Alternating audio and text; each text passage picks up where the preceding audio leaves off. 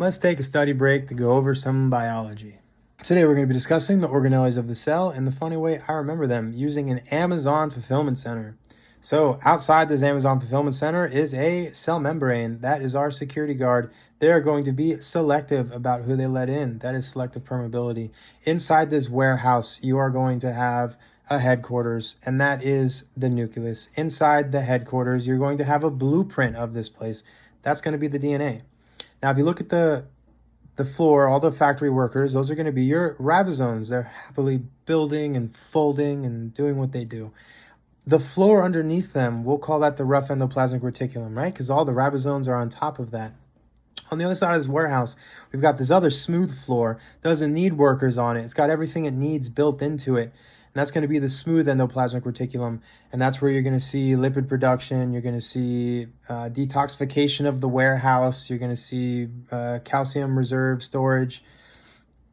Now, if you keep moving forward, we've got all these packages, right? Or we've got all these materials we're building. We have to package them. We're going to package them with the Golgi apparatus. That is correct. Now, they're going to come in. They're going to package it all up. They're going to write the address to where it's supposed to go nice and neat. But they're union workers. That's all they're going to do. They're like, that's it for us. Better call someone else. That's what we're going to call in vesicles. They're going to be our little Uber drivers that take these packages that have addresses nicely written on them. They're going to deliver them to where they go. After you get them going to where they're going, you have to clean up a little bit. You have to have a crew handling all the waste. That's where lysosomes will come in.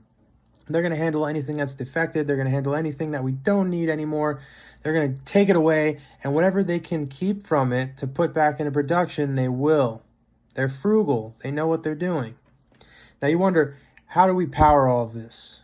Well, the powerhouse of the cell. The lights stay on because of the mitochondria. The factory keeps moving because of the mitochondria, and that's how this all works. All of these departments are so important for this factory to keep running. Which organelle do you think is the MVP? Comment below and let me know.